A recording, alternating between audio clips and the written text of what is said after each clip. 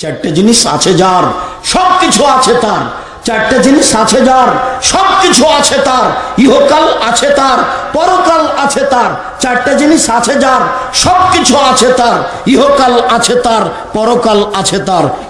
এক, হুসন খালিকাতিন, ভালো আচরণ, চাল চলন ভালো যার, ইহকাল তার। চাল চলন ভালো যার, পরকাল তার। দুই, সিদ্ক হাদিসিন, সত্য কথা, সত্য কথা যার, ইহকাল তার। সত্য কথা যার, পরকাল তার। সত্য কথা নেই যার, ইহকাল নেই তার। সত্য কথা নেই যার, পরকাল নেই তার।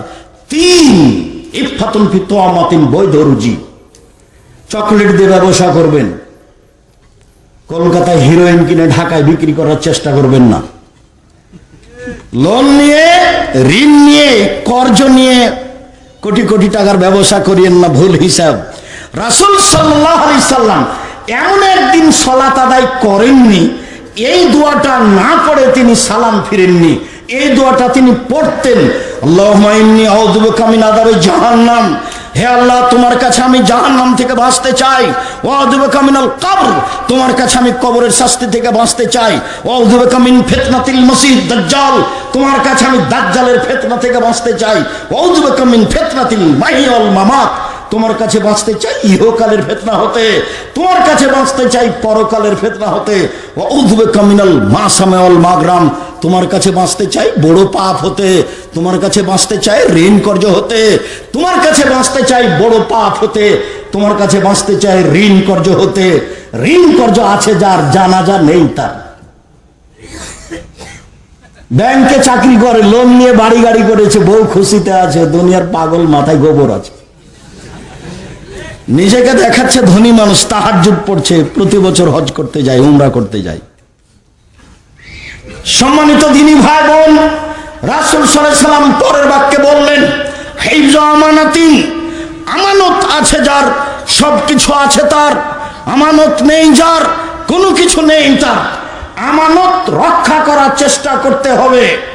মালিক, পিতা, প্রধান শিক্ষক 100 টাকা দিয়ে বাজারে পাঠিয়েছে, 90 টাকা বাজার করে 100 টাকার ভাউচার দেখাবেন না, তার মানে আমানত গেছে। এ দিয়ে জান্নাত লাভ করা যাবে না। আমানত নষ্ট করে জান্নাত লাভ করা যায় না। সম্মানিত দিনী ভাই বোন, বলছিলাম আব্দুল্লাহ ইবনে আমর রাদিয়াল্লাহু তাআলা আনহু বলেন, রাসূলকে বলা হয়েছিল আইয়ুন নাস আফজাল, আল্লাহর নবী সবচেয়ে ভালো মানুষকে, আইয়ুন নাস আফজাল, সবচেয়ে ভালো মানুষকে। তখন আল্লাহ রাসূল বললেন, মাহমুমুল কলব সাদুকুল লিসান, মাহমুমুল কলব সাদুকুল লিসান, অন্তরে নিরাপদ যে, মুখে সত্যবাদী যে, সেই হলো সবচেয়ে ভালো মানুষ। সাহাবীগণ বললেন, না রেফো সাদুকুল লিসান ওয়ালা না রেফো মাহমুমুল কলব, মুখে সত্যবাদী এটা জানি, কিন্তু অন্তরে নিরাপদ এই ভাষা বুঝতে পারলাম না। রাসূল সাল্লাল্লাহু আলাইহি ওয়াসাল্লাম বিশ্ববিদ্যালয়ে পড়েননি, ভাষা বললে সাহাবীরা অনেক সময় বুঝতে পারতেন না। স্বয়ং শিক্ষক হচ্ছেন আল্লাহ, মাধ্যম হচ্ছেন জিবরাইল, যার কারণে মাঝে মধ্যে ভাষা বোঝা যেত না, বুঝতে পারলাম না মাহমুমুল কলব কি জিনিস। তখন আল্লাহ রাসূল বলেন, আত্তাকিও আন্নাকিও, স্বচ্ছ পরহেজগার যে, স্বচ্ছ যে পরহেজগার যে, সেই হচ্ছে সবচেয়ে উত্তম মানুষ। এরপরে বাক্য বুঝা গেল না। তখন আল্লাহ রাসূল বললেন, মা ইসমা আলাইহে মা ইসমালাহু, যার পাপ নেই স্বচ্ছ সে, ওয়ালা বাগিয়া, সীমা লঙ্ঘন নেই যার, স্বচ্ছ সে, ওয়ালা গিল্লা, আত্মসাৎ নেই যার, স্বচ্ছ সে, ওয়ালা হাসাদা, হিংসা নেই যার, স্বচ্ছ সে। চারটে জিনিস আছে যার, সবকিছু আছে তার, সেই হচ্ছে স্বচ্ছ, সেই হচ্ছে পরহেজগার, সেই হচ্ছে ভালো মানুষ। এক, পাপ নেই যার। আরে পাপ নেই যার মানে পাপ তো সবারই আছে। আনাস রাদিয়াল্লাহু তাআলা আনহু বলেন, রাসূল সাল্লাল্লাহু আলাইহি ওয়াসাল্লাম বলেছেন, কুল্লু বানি আদম খাত্তা ওয়া খায়রুল খাত্তাইনাত তাওয়াবুন, আদম সন্তানই পাপী, সবচেয়ে ভালো পাপী সেই যে পাপ করার পরে বলে, আল্লাহ আমাকে ক্ষমা করো, আস্তাগফিরুল্লাহ ওয়া আতুবু ইলাইহি। ইবলিসকে যখন আল্লাহ বললেন সরে যা, তখন ইবলিস বলল আমার একটা কথা শুনেন, আমাকে বেঁচে থাকার সুযোগ দেন এলে ইয়াউমিল কিয়ামা, কিয়ামত পর্যন্ত। তখন আল্লাহ বললেন ঠিক আছে দিলাম, এলা ওয়াক্তিন মালুম, একটা সময় পর্যন্ত দিলাম। তখন ইবলিস বলছে রব্বি, হে আমার প্রতিপালক, ইজ্জতে, তোমার সম্মানের কসম, তোমার ইজ্জতের কসম, তোমার মর্যাদার কসম, লা উবিয়ানিল ইনসানা মা দামাত আরওয়াহুম ফি আজসাদিহিম, আদম সন্তানের দেহে যতদিন পর্যন্ত শ্বাস থাকবে আমি শয়তান তাকে ভুল পথে নিয়ে যাবই, আমি তাকে ভ্রান্ত পথে নিয়ে যাব। তখন আল্লাহ তাআলা বললেন শোনো, ইজ্জতি ওয়া জালালি ওয়া ইরতিফায়ে মাকানি, ইজ্জতি ওয়া জালালি ওয়া ইরতিফায়ে মাকানি, আমার সম্মানের কসম, আমার ইজ্জতের কসম, আমার মর্যাদার কসম, আদম সন্তান যতবার বলবে আস্তাগফিরুল্লাহ ওয়া আতুবু ইলাইহি আগফির লাহুম, আমি ততবার তাকে ক্ষমা করে দেব। যতবার আমাকে বলবে আমার ভুল হয়েছে ততবার আমি তাকে ক্ষমা করে দেব। সম্মানিত দিনী ভাই বোন, আদম সন্তান পাপী এ কথাই ঠিক, ক্ষমা চাইলে নিষ্পাপ হয় এ কথাও ঠিক। এক, পাপ নেই যার; দুই, অলা বাগিয়া, সীমা লঙ্ঘন নেই যার। সীমা লঙ্ঘন বলেছি, সবচেয়ে ছোট সীমা লঙ্ঘন, 100 মরিচ নিতে গিয়ে একটা মরিচ হাতে নিয়ে বলছেন তোমার মরিচ কেমন দেখি, এবার দাড়ি পাল্লা ঠিক হয়ে গেছে, হাতের মরিচটা কোথায় রাখবেন? যদি তার পাল্লায়, নিজের পাল্লায় রেখে দেন তাহলে আপনি সীমা লঙ্ঘনকারী, আপনি বাগী। আর যদি ওর ডালিতে রেখে দেন তাহলে আপনি ভালো, এটা ছোট সীমা লঙ্ঘন। বড় সীমা লঙ্ঘন, জোর করে জমি দখল করেছেন, ক্ষমতার দলে দাপট দেখে জমি দখল করেছেন। ওয়ালা গিল্লা, আত্মসাৎ আছে যার সে ভালো মানুষ নয়, আত্মসাৎ নেই যার, আমানতদারি আছে যার সেই স্বচ্ছ, সেই পরেশগার, তারই অন্তর হচ্ছে পরিষ্কার।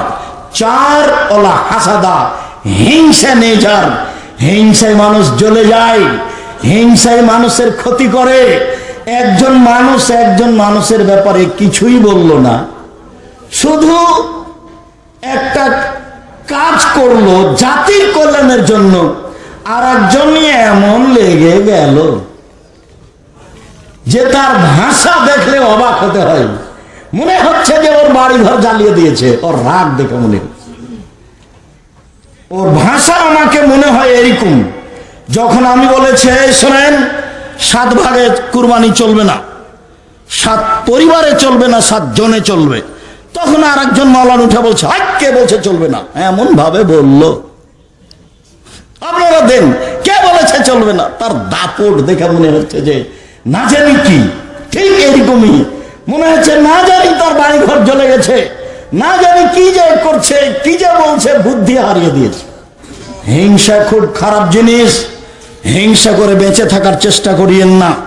সদাচরণ নেই তার, হিংসা আছে যার, সদাচরণ নেই তার, হিংসা আছে যার, সদাচরণ আছে যার, হিংসা নেই তার। হাসাদ, হিংসা করে 2 মিনিট কষ্ট করে বেঁচে থাকার চেষ্টা করিয়েন না। খালি থাকেন, মাথাটাকে খালি রাখেন, জেহেনটাকে স্পষ্ট রাখেন, মানুষের ক্ষতি করার চেষ্টা করিয়েন না। সম্মানিত দিনী ভাই বোন, রাসূল সাল্লাল্লাহু আলাইহি ওয়াসাল্লাম বলেন আন রাজুলিন মিন জুহাইনা, জনাব সাইফ মিন কাবিলাতে জুহাইনা, আন রাজুলিন মিন জুহাইনা কালু ইয়া রাসূলুল্লাহ মা খায়রু মাউতি আল ইনসান। জুহাইনা কাবিলার একজন ব্যক্তি আল্লাহর নবীকে জিজ্ঞাসা করলেন, আল্লাহর নবী, আল্লাহ যে মানুষকে কল্যাণ দিয়েছেন, অনুগ্রহ দিয়েছেন, সবচেয়ে বড় অনুগ্রহ কোনটা? হাত অনুগ্রহ। কিভাবে অনুগ্রহ? যার 1 হাত নেই তাকে জিজ্ঞাসা করেন আর 1 হাতের দাম কত? পেশাব পায়খানা করার পরে পানি খরচ করতে পারে না, বদনা ধরলে পানি নিতে পারে না, পানি নিলে বদনা ধরতে পারে না, বুঝতে পারবে অনুগ্রহ কাকে বলে। 1 পা নেই যার, তাকে জিজ্ঞাসা করেন, বুঝতে পারবে অনুগ্রহ কি জিনিস। দুই হাত দুই পা অনুগ্রহ, ছেলে মেয়ে আহাল পরিবার টাকা পয়সা অনুগ্রহ। তো আল্লাহ রাসূলকে জিজ্ঞাসা করা হলো সবচেয়ে উত্তম অনুগ্রহ কোনটি? সবচেয়ে উত্তম যেটা আদম সন্তানকে দেওয়া হয়েছে সেটা কি? তখন আল্লাহ রাসূল বললেন আল খলকুল হাসান, ভালো আচরণ, ভালো চাল চলন হলো আল্লাহর পক্ষ থেকে সবচেয়ে বড় অনুগ্রহ।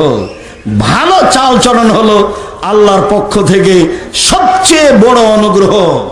আবু মালিক আশআরী রাদিয়াল্লাহু তাআলা আনহু বলেন রাসূল সাল্লাল্লাহু আলাইহি সাল্লাম বলেছেন আল মুমিন লিল মুমিন কারাজুলিন ওয়াহিদ, সারা পৃথিবীর মানুষ একজন মানুষ, সারা পৃথিবীর মানুষ একজন মানুষ। ইনস্তাকা আইনুহু ইস্তাকা কুল্লুহু ওয়া ইনস্তাকা রাসুহু ইস্তাকা কুল্লুহু।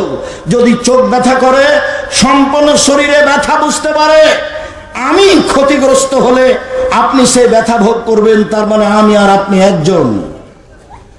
আমার মাথায় ব্যথা হলে আমি সম্পূর্ণ শরীরে ব্যথা বুঝতে পারি, আপনি সেই ব্যথা অনুভব করবেন, তার মানে হলো আপনি আর আমি একজন।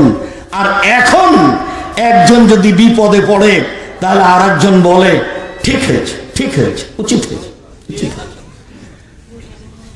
আর একজন বিপদগামীর জন্য যে ব্যক্তি খুশি মানাচ্ছে তাকে আমি গরু জবাই করতে দেখেছি, আমি নিজ চোখে দেখেছি। আমি ভালো, আপনি বিপদগ্রস্ত, তখন আমি গরু জবাই করলে খুশি মানালাম। গরু জবাই করা কাজটা আমার চোখের সামনে ঘটেছে।